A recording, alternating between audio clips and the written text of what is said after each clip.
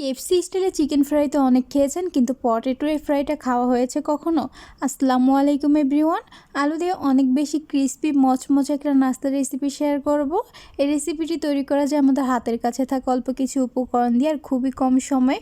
যে কেউ চাইলে ঝটপট তৈরি করে নিতে পারবেন। খেতে অনেক বেশি মজার আর ক্রিস্পি। অবশ্যই বাসায় একবার হলো তৈরি করে দেখবেন, পরিবারের সবাই অনেক বেশি পছন্দ করবে আর মজা করে খাবে। তো নাস্তাটা তৈরি করার জন্য এখানে আমি 2টা আলু আগে থেকে খোসা ছাড়িয়ে পরিষ্কার করে নিয়েছি। এবারে আলুগুলোকে একটা বোর্ডের মধ্যে নিয়ে ছুরির সাহায্যে এভাবে করে প্রথমে একটু মিডিয়াম পরতে স্লাইস দিয়ে কেটে নিব। তারপর এগুলোকে এভাবে চিকন চিকন করে কেটে নিচ্ছি। ঠিক আমরা ফ্রেঞ্চ ফ্রাইয়ের জন্য আলুটা যেভাবে কাটি ওইভাবে কেটে নিতে হবে। তো সবগুলো আলু আমি এমন চিকন চিকন করে কেটে নিয়েছি। এবারে আলুর পিসগুলোকে একটা মিক্সিং বলে নিয়ে নিব। তারপর এর মধ্যে পরিমাণ মতো পানি দিয়ে পানিটাকে 3 থেকে 4 বারের মতো চেঞ্জ করে আলুগুলোকে খুব ভালোভাবে ধুয়ে একটা স্ট্রেনারে উঠিয়ে নিব, যাতে পানিটা খুব ভালোভাবে ঝরে যায়। তারপর এগুলোকে একটা সাইডে রেখে দিয়ে এখন একটা মিডিয়াম ঘনত্বের মিশ্রণ তৈরি করে নিব। এই জন্য এখানে একটা মিক্সিং বলে 1/2 কাপ ময়দা নিয়ে নিচ্ছি। তার সাথে এখানে দিয়ে দিচ্ছি স্বাদ মতো লবণ, 1/4 চা চামচ গোলমরিচের গুঁড়া, 1/2 চামচ মরিচের গুঁড়া, 1/2 চামচ ভাজা জিরার গুঁড়া আর 1 চামচ চাট মশলা। এবার এর মধ্যে অল্প অল্প করে কিছু পরিমাণ পানি দিয়ে ভালোভাবে মিশিয়ে একটা মিডিয়াম ঘনত্বের ব্যাটার তৈরি করে নিব। আর ব্যাটারটা একটু ভালোভাবে মিশিয়ে নিতে হবে, যাতে এর মধ্যে কোনো প্রকার লাম্পস না থাকে।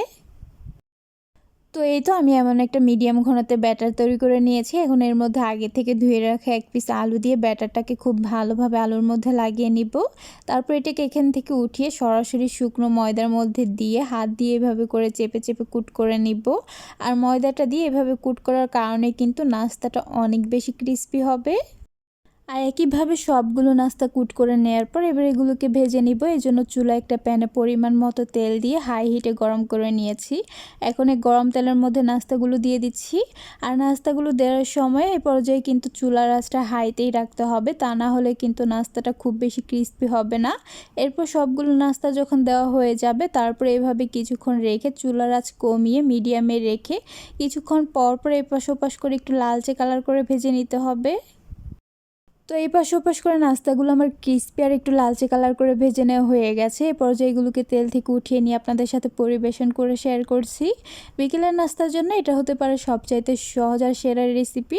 এই নাস্তাটা যেমন খেতে অনেক বেশি ক্রিস্পি আর মজার, একবার বাসায় তৈরি করে দেখবেন, পরিবারের ছোটোর থেকে বড়রা সবাই অনেক বেশি পছন্দ করবে আর মজা করে খাবে।